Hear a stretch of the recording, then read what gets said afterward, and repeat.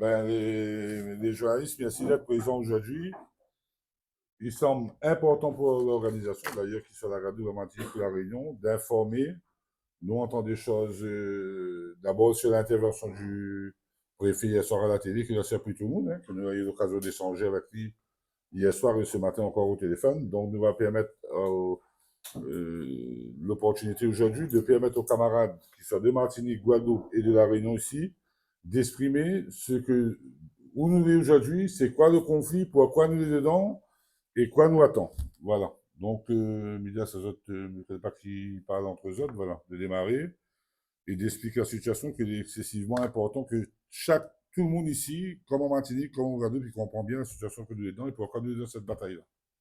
Voilà. Qui ouvre? Euh, Vas-y. Merci aux médias d'être présents parce que certaines informations sont mises aujourd'hui dans la presse et jusqu'à maintenant, on n'a pas tenu vraiment à étayer les arguments dans la mesure où il y a un certain nombre de dispositions, d'échanges qui étaient d'actualité, aussi bien avec nos camarades des Antilles, on a tenu qu'ils soient là parce qu'on va rappeler quand même que les revendications aujourd'hui qui sont portées, ce pas des revendications isolées, c'est des revendications qui sont portées par l'ensemble de la partie entière, de la Martinique et la Guadeloupe, et puis bien sûr nous à La Réunion. Bon.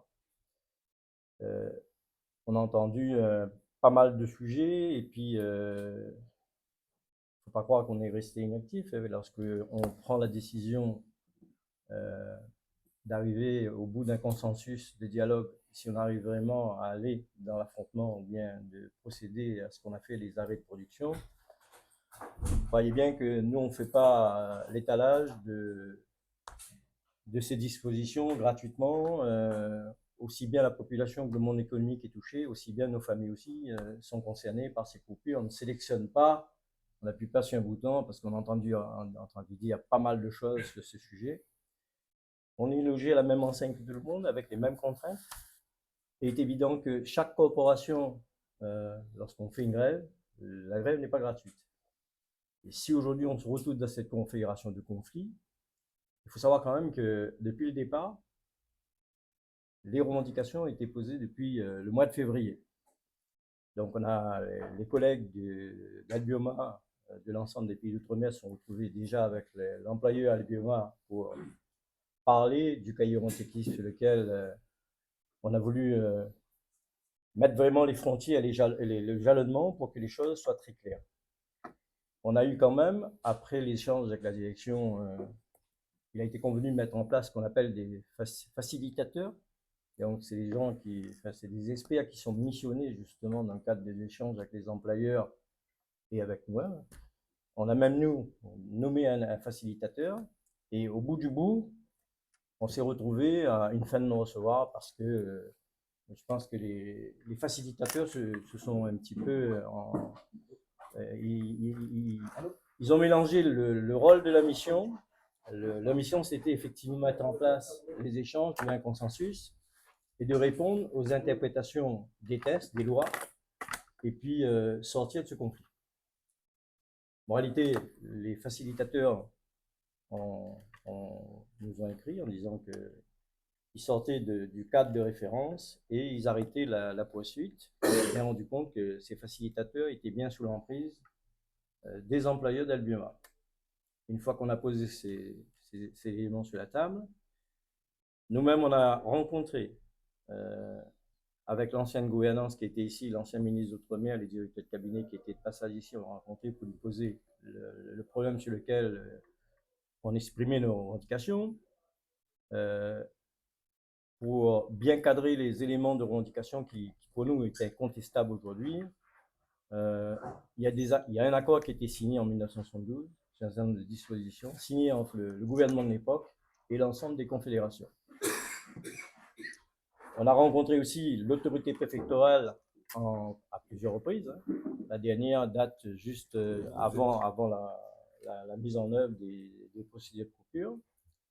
Il était bien conscient qu'effectivement, la négociation telle qu'elle était portée aujourd'hui dans le cadre de cette grève, c'est une portée qui n'est pas limitée qu'à La Réunion, puisqu'on a nos camarades de la partie anti qui est présente. Et il est évident que lorsqu'on discute avec le préfet de La Réunion, on lui a évoqué la position très politique de la CGTR, hein, savoir que le cahier indicatif il a été signé collectivement, donc il y a énormément de points qui concernent un ensemble, et puis on a quelques spécificités qui sont à la main des syndicats, mais le global de la revendication aujourd'hui sur lequel on est arrivé vraiment à l'ultime, c'est le respect des tests.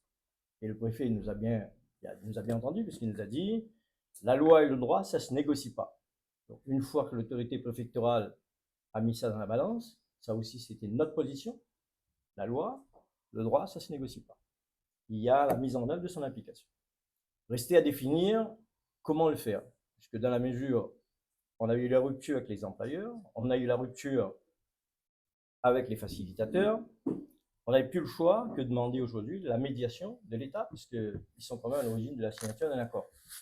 Donc le préfet a bien acté notre positionnement. Ce que je peux dire aujourd'hui, c'est que le préfet il a bien compris aussi les manœuvres dilatoires qui sont en œuvre par rapport aux employeurs depuis qu'on a fait le conflit. Je vais m'expliquer, j'ai essayé d'être très live pour que vous compreniez bien la situation. Sur les deux sites, sur Bois-Rouge-le-Golfe, il y a 3 tranches. La tranche 1, la tranche 2 et la tranche 3. À Bois-Rouge-le-Golfe, enfin surtout à Bois-Rouge, ils ont su démarrer la tranche 1 et la tranche 2, qui permet d'alimenter les sucriers et de régler le problème sur l'alimentation des cannes vis-à-vis des planteurs. Le Golfe, ils ont choisi de démarrer la tranche 3. La tranche 3, c'est une tranche financière. Parce qu'une fois qu'elle est mise sur le réseau, ben, les employeurs encaissent de l'argent. Ils ont pris vraiment cette position parce que dans le capital, aujourd'hui, par exemple, du Golfe, il y a Tereros qui maintient quand même une emprise de 33% de position d'action. Donc, à partir de là, on a bien vu que les acteurs qui aujourd'hui est dans la ligne politique depuis un certain temps, puisque ce n'est plus les administrateurs qu'on a connus, aujourd'hui, c'est un groupement de fonds d'investissement, KKR, qui est rentré majoritairement sur la gestion de l'énergie. Et ils nous ont donné pratiquement un delta de 14 mois pour lequel ils ne feraient pas de l'ingérence sur la gestion des ressources humaines, sur la gestion des tests. Et évident, là, dès qu'on a terminé les fameux 14 mois, on arrive déjà aux premiers échanges qui sont assez étranges, puisque jusqu'à maintenant, on a toujours privilégié, parce que ça fait quelques temps que cette affaire traîne, un peu plus de 8 mois, et on a bien compris que les enjeux aujourd'hui, ce ne sont plus des enjeux sur les valeurs et les qualités humaines, on est bien sur les enjeux financiers. Il faut savoir quand même que dans la nomenclature des développements qu'on a aujourd'hui sur les structures de Bois-Rouge, le Golfe, y compris en Guadeloupe, il y a quand même des investissements qui relèvent des fonds européens, qui relèvent aussi de nos régions et qui relèvent aussi de nos clients. Parce que chaque client qui reçoit sa facture, hein, il y a un petit pourcentage qui est mis sur les fonds de compensation qui permet justement de compenser ce qu'on appelle la péréquation tarifaire. Donc ça, c'est encore d'autres enjeux.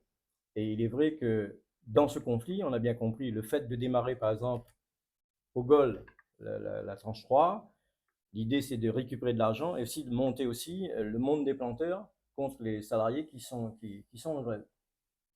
Donc nous, on a interpellé l'ensemble des associations, des syndicats, des planteurs, et on a eu un échange sur le fond et sur la forme pour leur expliquer, voilà, si on est dans cette situation, on n'a pas arrêté les tranches comme ça par hasard, mais ça fait quand même une situation qui dure depuis un peu plus de 8 mois. Donc on ne peut pas dire qu'aujourd'hui, que ce soit l'État, que ce soit le préfet, que ce soit EDF, que ce soit Albioma, que ce soit PEI, on ne peut pas dire qu'ils ignoraient ce qu'il y avait en cours en termes de revendication. Et la rupture qu'il y a eu dans le dialogue social, c'est le positionnement pris aussi bien sur le territoire des Antilles que sur le territoire de la Réunion. Donc, nous, on a créé les conditions pour mettre en place déjà un premier échange avec le préfet de La Réunion, qui nous a demandé, pour que ce soit des interventions cohérentes, de dupliquer la même démarche avec le préfet de la Martinique et le préfet de la Guadeloupe. Donc, on a entamé la même démarche. Le but, c'était de dire à un moment donné, la revendication collective qui était posée, elle devait être remontée au ministère des Outre-mer et aussi au ministère des IOG, de la partie industrie électrique.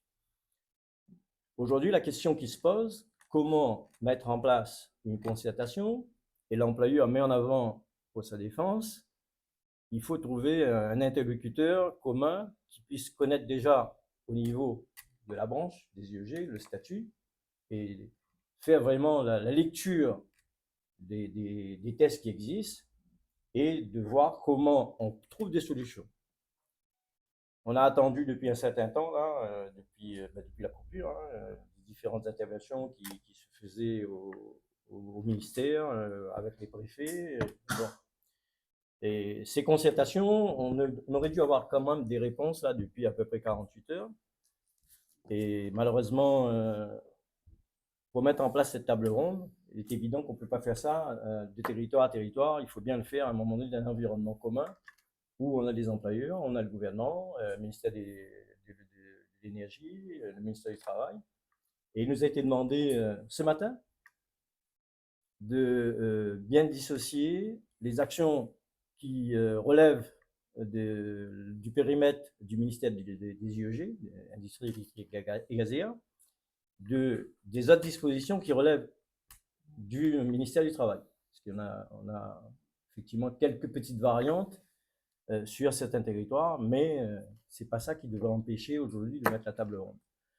Donc là, on est dans l'attente des échanges qui doivent se passer ou qui se passent. À moins que Jimmy, peut-être que tu auras des éléments un peu plus précis, puisqu'avec le décalage horaire, on a des positionnements, des interventions des uns et des autres. Et en toute transparence, nous, ce qu'on souhaite rapidement pour sortir de cette situation, parce que hier qu'on a entendu sur la réunion première le positionnement de M. le Préfet, il y avait quand même un décalage de priorité dans le cadre des échanges respectueux qu'on avait jusqu'à maintenant. Bon, il s'est expliqué, on a bien compris, mais toujours est-il qu'aujourd'hui, les salariés, on a un préavis qui court depuis le début de l'année jusqu'au mois de novembre. Ça veut dire que quand bien même, on a expliqué aux planteurs, quand bien même aujourd'hui les usines seraient alimentées, si on n'arrive pas à mettre la procédure, la continuité des échanges et trouver une sortie de fin de conflit, il est tout à fait évident qu'on va reprendre l'outil de production, on va reprendre la main sur l'outil industriel et se mettre en position de nouveau d'intervenir sur la production. La décision qui va être prise sur la continuité du mouvement, c'est les salariés qui décident de reconduire la grève, de se mettre en grève ou de reprendre le boulot. Quoi qu'il en soit, on est couvert par un préavis qui court jusqu'au mois de novembre.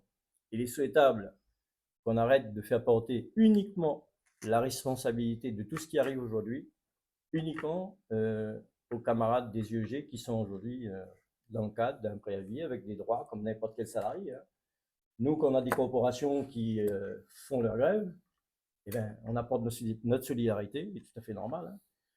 Et l'aventure et la responsabilité de ceux et celles qui ont décidé de mettre le fonds de pension, les fonds d'investissement américains dans cette gouvernance, ben, ils jouent avec le feu. Ils jouent avec le feu parce qu'il y a une différence entre un service public et des actionnaires qui sont là.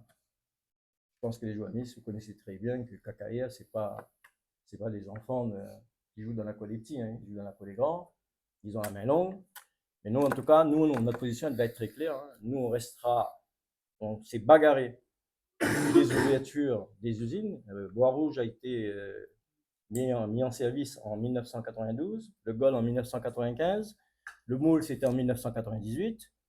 Il a fallu vraiment des conflits durs pour qu'enfin ils admettaient qu'ils ne produisaient pas de la vapeur, mais ils produisaient de l'électricité.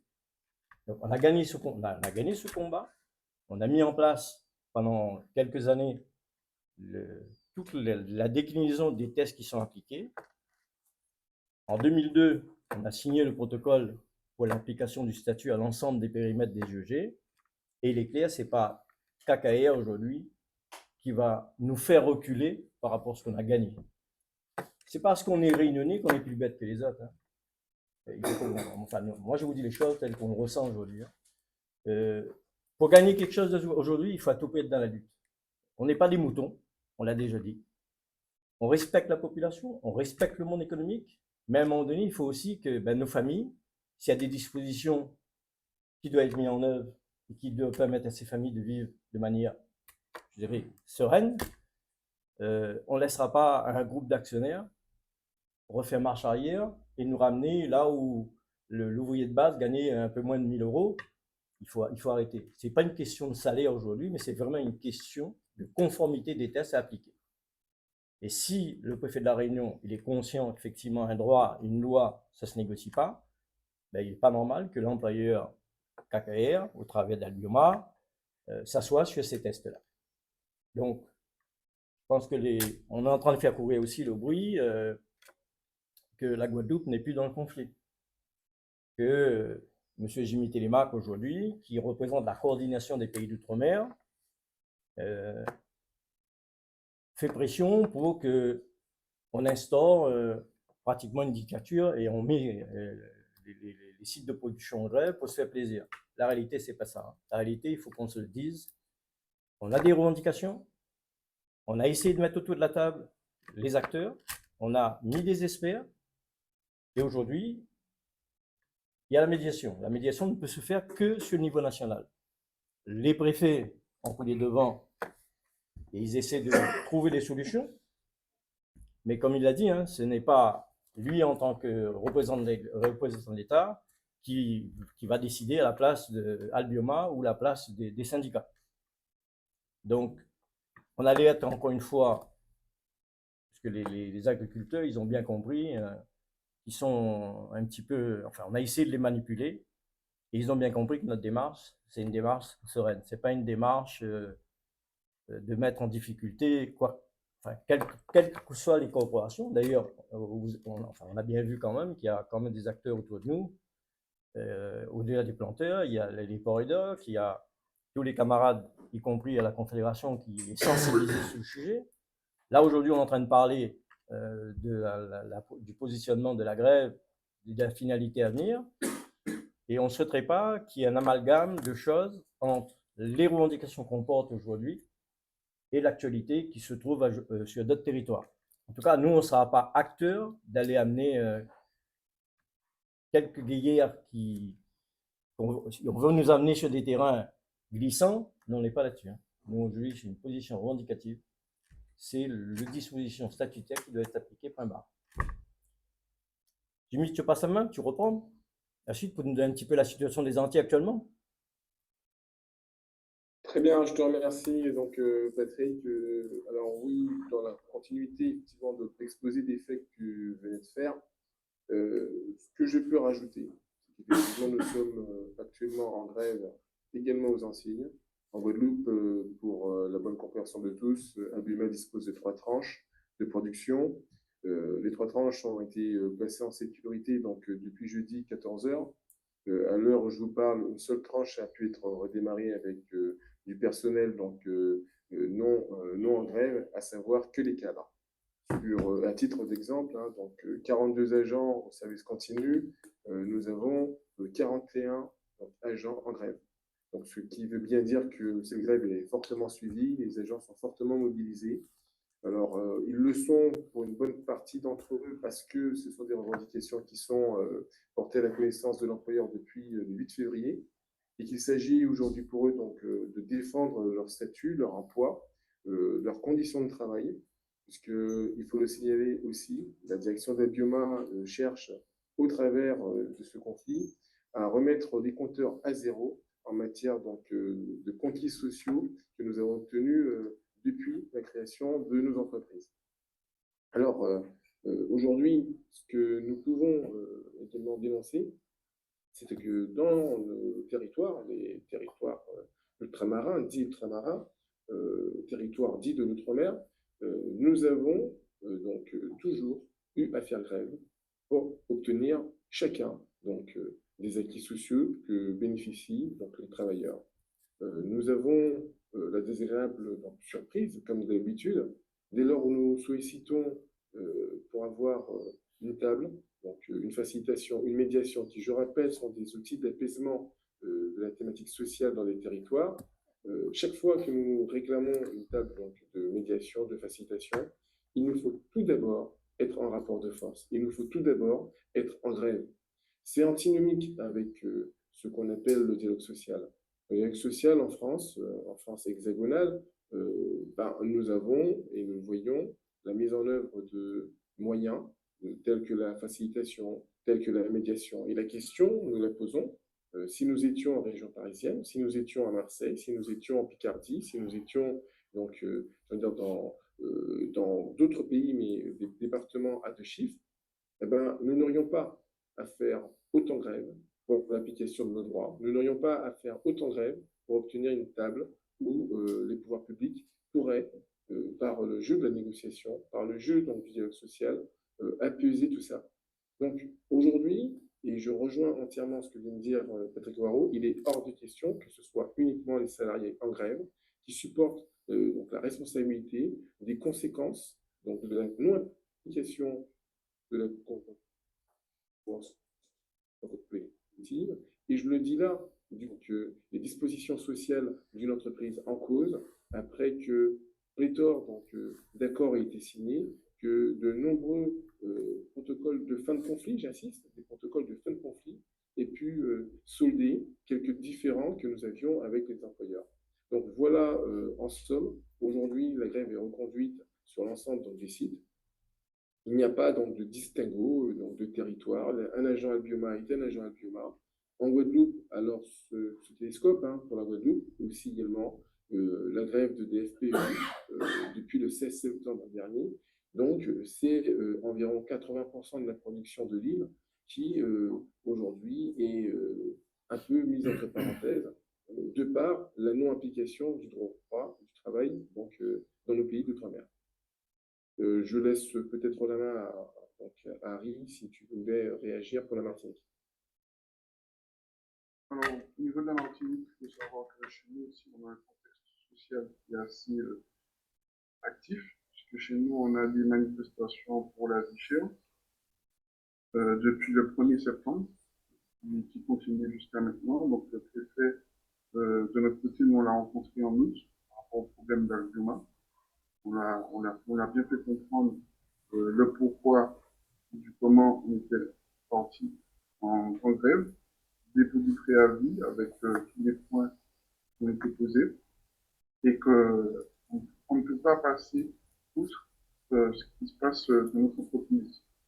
On l'a bien dit, on est aujourd'hui sur un actionnaire qui est une pension américaine, et on a vu que sur le comportement, les propositions qui sont faites envers les syndicats ne servent justement qu'à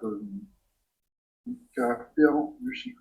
On n'est plus sur une gestion des personnes, puisque dans une centrale thermique, ce sont les employés qui font la centrale. Donc, il y a beaucoup de gestion humaine. Et on se retrouve en Martinique avec des horaires qui sont assez inquiétants, puisqu'on dépasse le temps maximal de travail, et aussi des difficultés de prise de congé hautes pour les agents. Donc nous, en Martinique, on est un petit peu moins un petit peu moins grand que les autres centrales. Donc nous, on a deux tranches. On a une tranche thermique et une tranche au fioul, une TAC. Donc qui propose justement à une tenue du réseau qui est déjà assez quand même difficile. Puisque notre partenaire économique EDF sur l'île a souvent des problèmes d'approvisionnement, donc on est là pour pouvoir les aider, stabiliser le réseau. Donc aujourd'hui, on a une direction qui, pour moi, s'amuse à vouloir changer les choses, qui est actée depuis déjà plusieurs années. même avant notre venue, puisque la Martinique, nous, on est entré sur le périmètre d'alignement en 2017. Donc, on a une direction qui, nous, depuis le début, on le voit bien, cherche à faire du chiffre et oublie justement ses salariés. Donc, à partir de là, nous, on ne peut pas laisser ces choses-là se passer comme ça et on va continuer à se battre pour que, justement, notre préavis puisse déjà comprendre nos raisons et que la direction puisse changer, surtout de son fusil d'épaule et entrer vraiment dans un vrai dialogue social afin d'empêcher que toutes les années ou tous les 2 ans, on ait un mouvement de grève dans les sites de phase. Donc, voilà. Question.